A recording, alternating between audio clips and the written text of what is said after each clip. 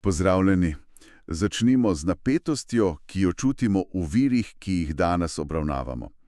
Imamo inštitucije.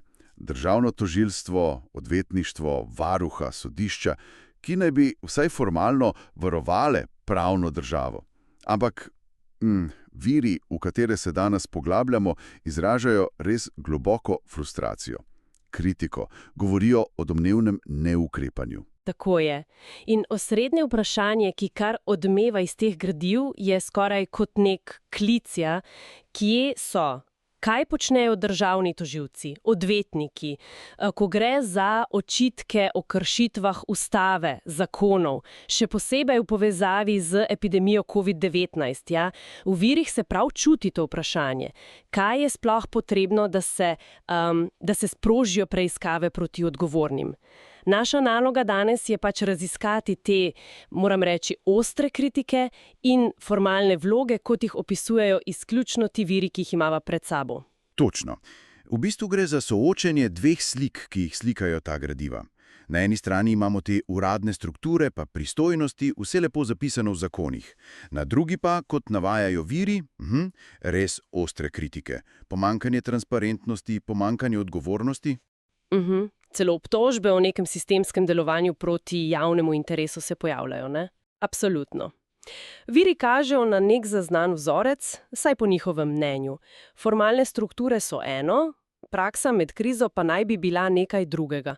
Zaščita sistema pred pravicami posameznika. In to naj bi vodilo v, erozijo zaupanja. Pojdiva najprej k tožilstvu in sodstvu. Osrednji očitek iz virov je resen. Državno tožilstvo naj bi opustilo dolžno ravnanje pri pregonu odgovornih za domnevne kršitve med epidemijo. Omenjajo celo 281. člen kazenskega zakonika KZN. Opustitev ovadbe. In viri so polni konkretnih kritik. Zavračanje ovadb, kar brez pravih preiskav, pravijo, pomanjkanje transparentnosti pri odločitvah, namigujejo na možne politične pritiske in pa selektivni pregon. Ja, ta primerjava je zelo slikovita, ki jo navajajo viri. Točno. Preganja se človeka brez maske, medtem ko naj bi podpisnik neustavnega odloka ostal nedotaknjen. Tako pravijo viri. In kar je tukaj res, presenetljivo, je teža teh obtožb v virih. Ne gre samo za očitke o malomarnosti, veste. Ne. Nekateri viri gredo celo tako daleč, da trdijo, da gre za zavestno sodelovanje v sistemski kršitvi prava. Ali pa celo uporabljajo izraz institucionalni kriminal. To so res močne besede. Zelo. In to se potem povezuje s kritikami sodišč. Viri trdijo, da naj bi sodišča ignorirala celo odločbe ustavnega sodišča o neveljavnih odlokih. A res? Ampak hkrati naj bi nadaljevala postopke proti posameznikom prav na podlagi teh istih razveljavljenih odlokov. Viri to označujejo kot dejanski pravni absurd. Pravni absurd, to je kar hudo. Ja, in omeniti velja tudi podatek, ki ga viri izpostavljajo o skoraj 350 izgubljenih primerov Slovenije pred Evropskim sodiščem za človekove pravice. In občutek, ki ga izražajo viri, je, da za te primere ni bilo nobene odgovornosti strani vpletenih sodnikov. Če viri opisujejo tak domnevni pravni absurd na ravni sodišč, kako potem vidijo vlogo državnega odvetništva in varuha človekovih pravic v tej luči? Formalno je državno odvetništvo po zakonu o državnem odvetništvu samostojen organ. Zastopa državo, varuje njene interese. Tako piše, ja. Ampak hkrati viri ostro kritizirajo tudi varuha.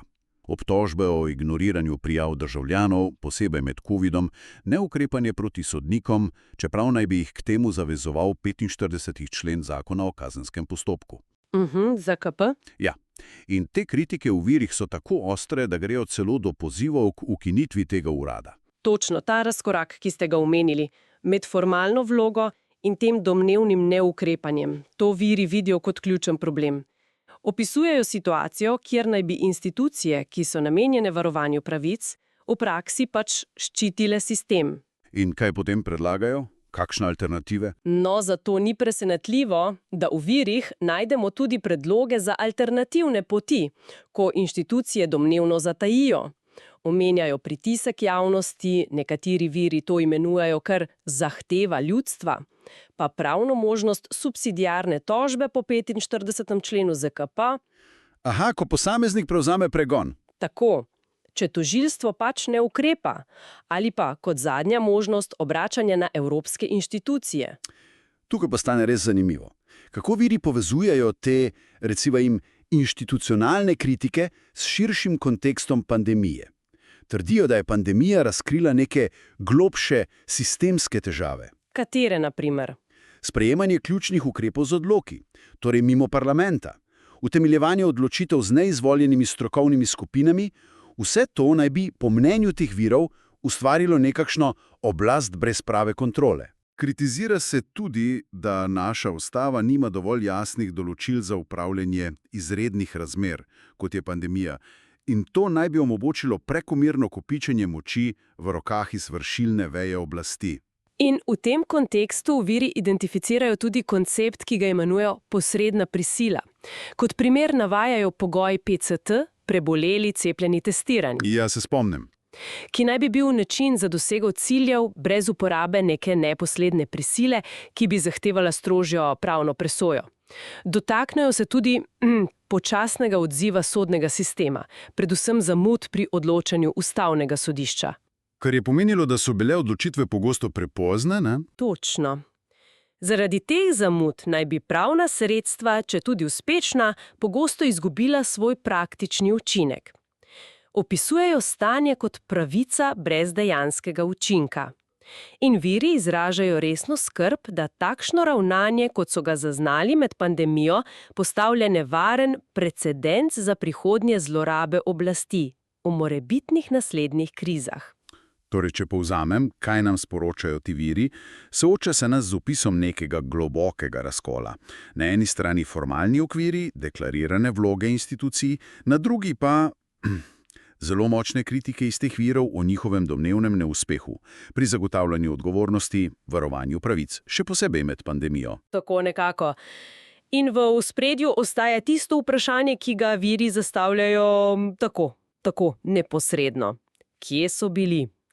Ali zakaj so molčali državni tožilci in odvetniki, ko so se dogajale te domnevne kršitve? Ta gradiva res kažejo na nekaj, kar bi lahko opisali kot globoko krizo zaupanja, kot jo vidijo avtorji teh virov, seveda. In to nas pripelje do vprašanja za premislet, ki kar logično izhaja iz teh kritik, mislim. In sicer? Kaj se zgodi s konceptom pravne države, ko so mehanizmi, ki naj bi jo varovali, tožilstvo, sodstvo, varuh, sami tarča obtožb, da jo spodkopavajo? In ko se hkrati zdi, po navedbah teh istih kritičnih virov, da je formalna odgovornost za domnevna dejanja ali opustitve praktično nedosegljiva. To je vprašanje o temeljih sistema, ki ga viri puščajo odprtega.